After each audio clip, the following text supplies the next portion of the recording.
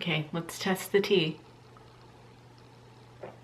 Ooh, oh, ginger, lemon, and honey? Little too much lemon, will admit, but baby girl's got a sore throat, so whatever.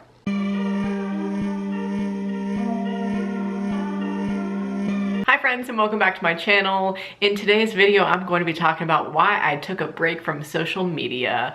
And I'm just going to say first off, I didn't do this because social media is the devil and I hate it and I'm gonna be talking trash on it this whole time. I did this because I literally never had.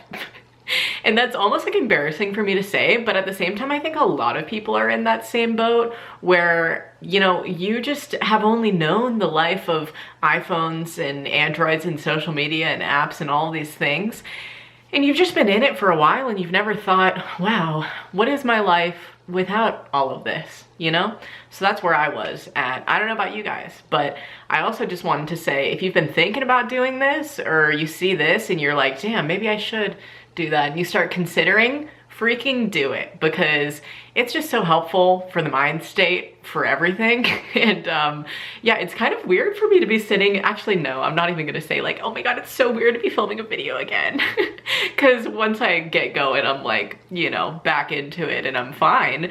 But I realized that I hadn't actually sat down to film a main channel video since like the end of September. So it's almost been a month, which is wild because, well, my last two videos that I uploaded to this channel, my pizza talk and my spoken word poem, The Men I Know, those were both pre-filmed and then just uploaded last month. So I haven't actually sat down and chatted with you guys since, well, I guess, yeah, in my Toronto vlogs or something. But anyways, I've been taking a break from a lot of things here, folks. I'm gonna try to say this really dramatically. On October 6th, 2018, Meghan Hughes embarked on a journey. The journey to find oneself.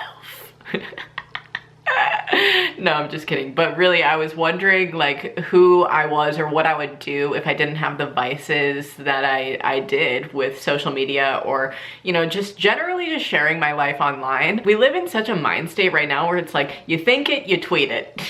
Something's happening, you film it for your Instagram story or your Snapchat or whatever the heck, you know? And I woke up one morning, and I'm gonna quote Mac Miller on this because that man, he understood. I used to wake up in the morning, you wake up and you reach for your phone. Yeah. And me, like, I can find any story I want about myself. Do you know what I mean? So I used to look at my phone, scroll through Twitter and Instagram, and get my ego stroked and destroyed in 5 minutes every morning. Do you know what I mean? Like someone being like, you are the greatest thing ever. You suck. Like, that's how I started my day. And then also like that being like some part of like a weight in my emotional space or my headspace. And so like, but it became second nature, right? Yeah. You're sitting there, you're watching TV, pick up your phone, scroll, it's commercial, whatever. Yeah. You know, It's muscle memory now. Right. Like I already have my own feelings and emotions and thoughts about what I've went through. So why the fuck am I gonna have room for all of these? Like what? Like how am I gonna even have room for that? Makes sense. So, cut it out. So I completely cut it out. What did you replace it with? Space. That was like the one thing I would do when I woke up. And I'm like, why don't I just get up and do something like with my body? You know what I mean? Those are always the more productive things to do. Anything other than that, anything other than grabbing your phone in the morning. Like do a meditation, do a workout, go down and make yourself a breakfast or a cup of tea. I don't know what you like to do, but just do anything else. Actually, just do what you want, but I would just say that it's a healthier mind state to be in where you're not immediately reaching for that. Anyways, yeah, I don't know. There's a lot of reasons that I did this, but I wrote down basically everything that I learned over the past 2 weeks of being disconnected online. And I wasn't vlogging, I wasn't recording my life, I was just living it, man. So that's what I've been up to. And yeah, I have some lessons to share today. And I wrote them all down in this cute little journal. Shout out to Riley, one of my subscribers, who gave this to me. So freaking cute. Like I said, my biggest reason, I had never done this before, and I'm not trying to chalk it up to be like some huge event in my life, but I was just like, you know, this needs to be done, and why not now? Overall, the biggest thing I learned is social media is kind of a vice for people, you know, like caffeine or like smoking weed or whatever it might be for you.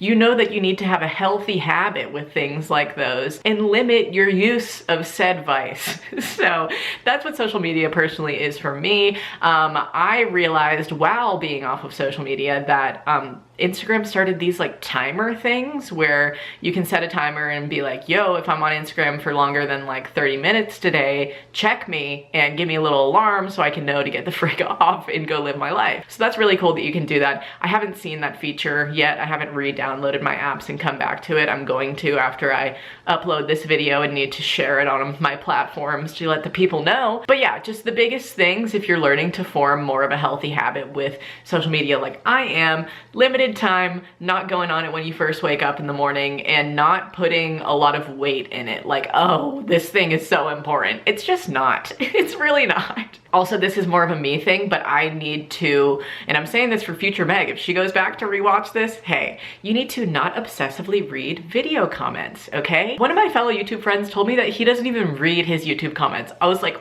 what? Oh my God. But I guess okay, this is a situational thing for me where I feel like I need to see the feedback that you guys are giving me, especially when I'm giving advice and stuff like that. It's nice to know that I didn't like overstep boundaries or like say anything or whatever. You know, it's nice at times to a certain degree to hear a little bit of feedback. But in my mindset at the time, before I took this break, I was going on it and just obsessing over comments. Truly, I would just go back and I would like try to understand why people didn't like some certain thing and then just get so involved with it and then be like, oh, but I spent so much time on that video, but you don't like it. That was another main reason I need to take a break, just to be like, okay, here's what you think of me and here's me. You know? Because sometimes those two things online can get way too meshed together, and then you start to like look into yourself and doubt all these random things about yourself that you literally never did until somebody just like talks some shit on you. And that is the downfall of social media, is people, we are all just doing this for the first time. Like, everybody is policing everybody else. There's no greater person being like, hey, you can't say that, you know? It's only you reading the comments on the other line and then being able to keep or delete them. So it's like the wild, wild west out here, folks. But the biggest thing that I did with my time while I was gone was I read a lot and I baked and cooked a lot of new fun things. And it was just great to be able to use my time like that. I planted my fall garden. Oh, she's growing great. It was just things like that where I could just use my hands for separate things, you know, or my mind with the reading. I finished Florence Welch's Useless Magic, which is a great poetry book if you guys are into that sort of thing. And then I finished a fantasy book, the second book in the His Dark Materials series by Philip Pullman. I finished The Subtle Knife and it was fucking great. And now I'm on the third book. And I'll probably talk about them, and I love this stuff. I wanted to like wait for me to finish the third book to be like, yeah, you should invest your time in reading this fucking fantasy book, you know? Anyways, that was a sidetrack, but also a main thing that I needed to talk about as well, because reading has been so helpful in my life this year. I was saying this in my last pizza talk with Ariel, like I never used to be a reader. I used to be the opposite of it, actually. I used to avoid reading any assigned reading at school. I would just spark notes, anything. I just never read for pleasure, really. And this year I've read 16 books so far and I'm on my 17th, and then I have some back here that are just like in hiatus mode. Is that even a thing? Anyways, Finley and I have a conjoined book review account on Instagram, so while I'm talking about taking a break from social media, I'm also talking about social media and productive things that you can do on it. That is a great thing that you can do on it. You can use apps and things to just review books and share your opinions and rate them and track your reading, and I fucking love Goodreads, dude. That app is amazing. Follow me on there, at Meghan Hughes is my name, and you can read with me on there. But also our Instagram is at Mother Truckin' Bookworms. And while I was on this break, I was typing up reviews of the books that I read and sending them to Finley, and then he would post them for me. So if you follow us on there and you were like, actually Megan, I saw you using your book account. That's why that happened. Okay, this is also a really big thing that I want to make clear to people. I literally forgot about social media within like 3 days of going on this little break. And I never really once felt like I was missing out on anything. I was just like, I'm missing nothing. Like, it's going to be the same when I go back. Like, the world of social media did not change while I was removed from it, you know? I'm just like a little pawn that gets placed back in the game, and I'm like, hey guys, did you miss me? And everybody's like, no. But yeah, the only reason I ever felt like I was missing out on anything was because my sister would text me and be like, yo, did you hear about Kaylani? And I was like, no, what happened? Is she okay? Like me thinking she's in pain or something. And my sister was like, no, she's just pregnant. It's awesome. And she's pregnant with some guy's baby that I've been following on Twitter for a hot minute. Love you, Javi. Really happy about all this, man. So yeah, I really just missed out on that, and then hearing about the release of 21 Pilot's new album. That's like the only main events that I really cared about that I missed out on, and then just had to find out from like a third party that wasn't Instagram or Twitter or whatever the heck. You know what I mean? Also, just in general, I have felt a lot more present in my daily life. I haven't really thought like, oh, I have to share this, or oh, let me record this. And I was kind of worried about this when I had some friends come into town who I knew would be on social media a lot more than Finley is. Finley doesn't even have an iPhone. He has an Android, and he doesn't do anything on that except for texting and listening to audiobooks and music. And then he has an iPad for Instagram and just like wasting time, basically. So when we go out to dinner and stuff, it's really tight because he doesn't bring his iPhone and is like scrolling through Instagram like literally everybody else in the world, you know? Well, some people have a healthy habit with it for sure, but I just notice a lot more like in the youth mostly, like 15 to 16 and kind of like high school-ish, and even into their 20s, people are always on their fucking phones. They're either on social media, or they're playing a game, or they're FaceTiming someone, Snapchatting people just to keep that streak up. You know, I was very worried when I had some friends come into town that I would just like want to be on my phone too. But the great thing was I was throwing my first dinner party, woohoo, and I basically was just so busy that I forgot about it and wasn't like looking to be on my phone or share anything. And I knew that they were sharing it for us, so I was like, whatever. But yeah, my friends, Ashlyn Tapp, Andrew Lau, Chris Clemens, Christine Sedelko, all four of them came up on a road trip to come up and visit us. And then I also had two of my other friends in town, Annie and Reed, who were visiting. And so it was like 6 people plus me and Finn. I was cooking for 8 and it was a thrill. So yeah, that was just the main thing that I was like, ooh, I hope that I don't want to like be all up on my phone just because I see other people all up on the phones. So I think that that might be the only thing that somebody would ever have trouble with. Like if you live with somebody who's always on their phone and then you're trying to do this and you're like, ugh, you're making me want my vice. My freaking device vice. You know what I mean? But yeah, that also helped me a lot when I was babysitting. When I would babysit in the past, I mean, yes, you're there and you're helping the kids and like actually being present, but then you're also just chilling on the couch for a little bit and just like scrolling on your phone while the kid's playing with Legos or something.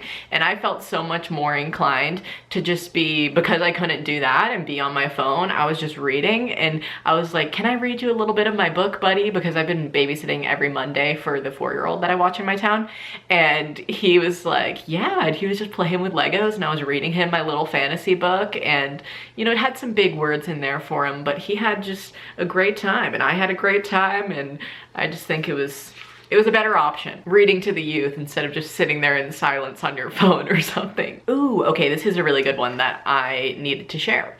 So I really love apps like Twitter and Instagram and all those things because I love to look back on my life as a whole, like scrolling through my old Instagram feed and seeing what was going on in my life back then. And so because I didn't have that, I would find myself when I was bored, just like scrolling through the photos on my phone and just like giggling at old memories. So I think that Twitter and Instagram and these things are very helpful for you to have like a compilation of all of your memories, you know? It's not like I deleted my accounts altogether. I just deleted the apps. And just like I said earlier, all of that content, that mother flipping content, is still going to be there when you get back on. But yeah, I just thought it was interesting that like I still wanted to just scroll through my camera roll and like see what was going on and just reminisce. I'm such a big reminiscer. I'm also a hoarder of memories. Like I have a memory box and just love to go through shit like that. Sentimental Meg, truly I am. Okay, these two next things that I have to share kind of both go hand in hand. So naturally, I realized that most of the things that I had the thought, oh, I should tweet that when I was on the break, they were so fucking dumb. Like, they were so silly. And I would just have a moment to myself where I'll be like, why did I even want to share that thought? Like, no one needed to know that. So that in turn made me super aware of just what I wanted to post. Like it has to be productive. And I'm not saying that like you can't have fun on social media, you know what I mean? But if it's like not a productive thought and it's like, I lost my shirt or something like that, like who cares or who needs to know? It's like when Facebook first had their Meghan is ... and you'll be like showering, smiley, like why would literally anybody read that and be like, awesome? Oh, it's just silly. So yeah, it made me also super aware of the content I was consuming, because while I had deleted Twitter, Instagram, and YouTube and Facebook off of my phone so I couldn't waste time on those, I was still watching occasional YouTube videos, Shane Dawson's Jake Paul series, on my laptop.